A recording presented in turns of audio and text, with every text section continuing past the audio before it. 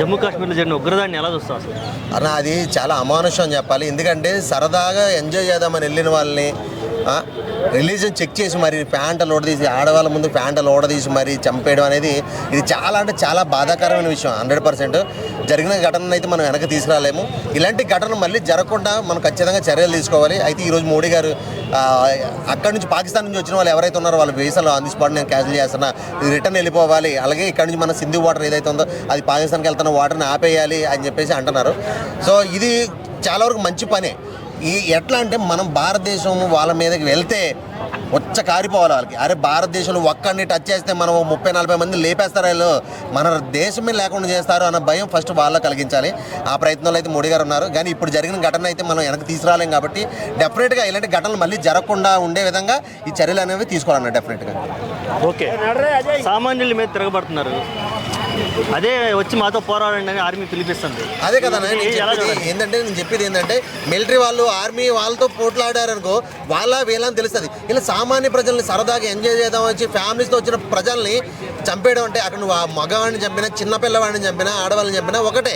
చిన్నపిల్లల్ని వదిలేసాం ఆడవాళ్ళని వదిలేసి అంటారు కానీ ఇక్కడ ఉన్న వాళ్ళు చిన్నపిల్లలతో సమానం. ఇక్కడ మీ దగ్గర గన్నలు పట్టుకుని AK-47 గన్నలు పట్టుకుని మీరు యుద్ధం చేయగలిగితే మీ మొగతానం ఉండి వెళ్ళి ఆర్మీ మీద, మా ఇండియన్ ఆర్మీ మీద మీరు పోటీ చేయండి, పోరాడండి.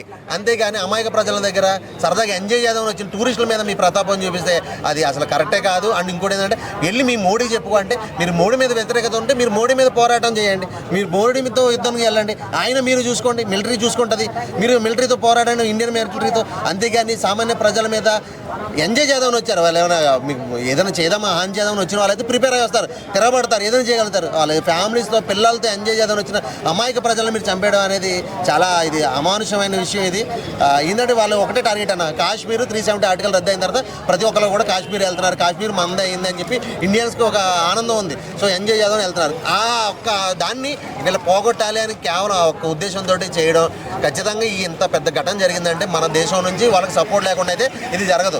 కాబట్టి వాళ్ళకి ఎవరైతే సపోర్ట్ చేస్తున్నారో వాళ్ళకి ఖచ్చితంగా అని చెప్తున్నా, వాళ్ళకి ఖచ్చితంగా మోడీ ప్రభుత్వం పట్టుకుంటుంది. పట్టుకుని వాళ్ళు కూడా ఎన్కౌంటర్ చేసేయాలి. జైల్లో పెడతాం, భోజనాలు పెడతాం, ఇలా మేపడం అనవసరం. కనపడ్డామని కనపడ్డట్టు ఎన్కౌంటర్ చేసిన రోజునే మళ్ళీ ఇలాంటి ఘటన జరగాలంటే భయం పుట్టాలని ఆ విధంగా చేయాలి. హిందువులనే ప్రత్యేకంగా టార్గెట్ చేయడం ఎలా చూడాలి అంటే హిందువులను ప్రత్యేకంగా టార్గెట్ చేశారంటే దానికి కారణం నేను అనుకునేది ఏంటంటే ఈ వాక్ బోర్డ్ ఏదైతే ఉందో దాన్ని క్యాన్సిల్ చేయడం వల్ల హిందువులు కొంత అదే ముస్లిమ్స్ కొంతవరకు రిగ్రెట్ అయ్యి ఫ్రస్ట్రేషన్ అయ్యి కావాలని వాళ్ళని టార్గెట్ చేయాలని చెప్పేసి కేవలం వాళ్ళని టార్గెట్ చేయాలని హిందువుల మీద ఈ టార్గెట్ పెట్టి ముస్లిమ్స్ అయితే వదిలేయడం ఇది కరెక్ట్ కాదు. నిజంగా టెర్రరీ అటాక్ అయితే చిన్నపిల్లలు, పెద్దవాళ్ళు, ఆడవాళ్ళు, ముసలి వాళ్ళని ఏముండదు, కనబడ్డ వాళ్ళు కనబడ్డబట్టి చంపేస్తారు. కానీ వీళ్ళు ఒక వార్నింగ్ ఇవ్వాలి, ఇది ఒక సిగ్నేచర్ అంటే మేము ఉన్నాము, మా వాళ్ళ కోసం మేము ఉన్నాము అని చూపించాలి అని, ఇది ఒక చూపించాలి అనే ఒకే ఒక్క ఉద్దేశంతో టార్గెట్ చేసి మరి హిందువులనే చంపారు.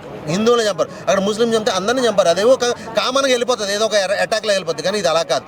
ముస్లిమ్స్కి మేము ఉన్నాము, మా ముస్లిమ్స్కి అండగా మేము ఉంటామని చూపించాలని ఇది చేశారు అంటే ఖచ్చితంగా మన దేశం నుంచి కూడా కొంతమంది వాళ్ళకి డెఫినెట్గా సపోర్ట్ చేశారు. కాబట్టి ఈ ఘటన అనేది ఈరోజు జరిగింది, లేకపోతే ఇది జరగదు. ఏ పవిత్ర గ్రంథంలో కానీ చూసుకున్నా సరే ఇటువంటి కొటేషన్స్ అయితే ఉండవు. ఏ పవిత్ర గ్రంథం చెప్పదు ఒక మత ప్రాతిపాదికన చంపండి, లేదంటే ఒక వ్యక్తిని ఒకళ్ళు చంపుకోండి అనేది చెప్పదు. కానీ ఇక్కడ పర్టికులర్గా అదే రీజన్ చేసి వాళ్ళు అలా చేయటం అంటే ఏం భరోసా ఇస్తున్నారు? వాళ్ళ ముస్లిమ్స్కి వాళ్ళు ఏం భరోసా ఇస్తున్నారు దీనివల్ల? అదే అన్న ఇక్కడ ఎట్లా ఉందంటే వీళ్ళ పరిస్థితి, మీకు మేము ఉన్నాము అని చెప్పాలి అని అనుకుంటున్నారు. కానీ మనం భారతదేశం అంటే అన్ని మతాలు, అన్ని కులాలు కలిసి ఉండే దేశం. అది మనం ప్రశాంతంగా ఉండాలని మనం అనుకుంటున్నాము. సో ఈ ప్రశాంతత అనేది మనకు ఉండే విధంగానే ఉండాలి. కానీ గొడవలు, మన మతాలకి మధ్యలో మన గొడవలు, ఈ మధ్యన మనకు గొడవలు ఎక్కువవుతున్నాయి. దీన్ని అడ్వాంటేజ్గా తీసుకున్నారు వాళ్ళు.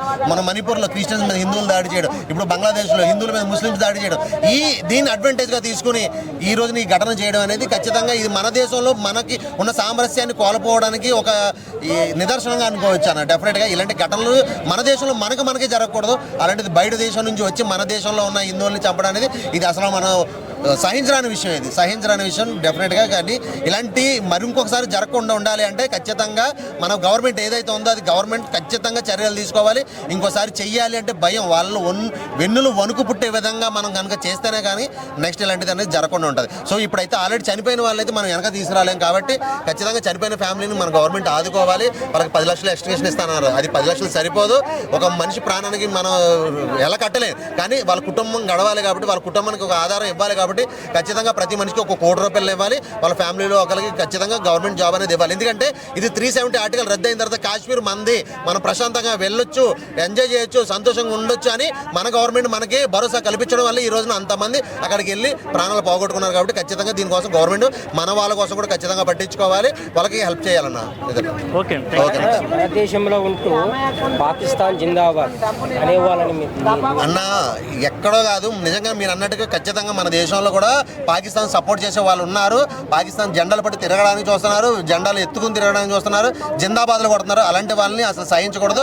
నిజంగా చెప్తున్నా, చాలా మంది మన దేశంలో నాది భారతదేశం అని చాలా మంది ఉన్నారు. కానీ అందులో కొంతమంది ఉన్నారు, డెఫినెట్గా మీరు అన్నట్టుగా కొంతమంది ఉన్నారు. అలాంటి వాళ్ళని మనం ఇక్కడ ఆపకపోతే వాళ్ళే అక్కడ పాకిస్తాన్కి వాళ్ళకి సపోర్ట్ చేసి వీళ్ళు ఇక్కడ రావడానికి హెల్ప్ చేసి ఇలాంటి ఘటనలు జరగడానికి అవుతుంది. కాబట్టి ఖచ్చితంగా మనం ఇక్కడ ఎవరైతే సపోర్ట్ చేస్తున్నారో వాళ్ళని ఖచ్చితంగా మనం అడ్డుకోకపోతే కనుక ఇలాంటి ఘటనలు మళ్ళీ జరుగుతూనే ఉంటాయి. అది ఇంకా బోర్డర్లు జరిగింది, ఇంకా లోపలికి ఇలా కంట్రీ మన స్టేట్లోకి వచ్చి జరిగితే మనం ఎంతమంది, ఎంత కష్టం, ఎంత నష్టం. కాబట్టి ఇలాంటి ఘటనలు జరగకుండా ఉండాలంటే డెఫినెట్గా ప్రతి ఒక్కరు కూడా ఇండియన్ మన భారతీయులం, మనందరం అన్నదమ్ములు, మనం తిట్టుకున్న అన్నదమ్ములు తిట్టుకున్నా కానీ బయట వాడు మన దేశంలోకి వచ్చి అడుగు పెట్టకూడదు అని ప్రతి ఒక్కరు కూడా స్టాండ్ తీసుకున్న రోజున మాత్రం డెఫినెట్గా మనం ఇవన్నీ ఆపగలుగుతాం అన్న.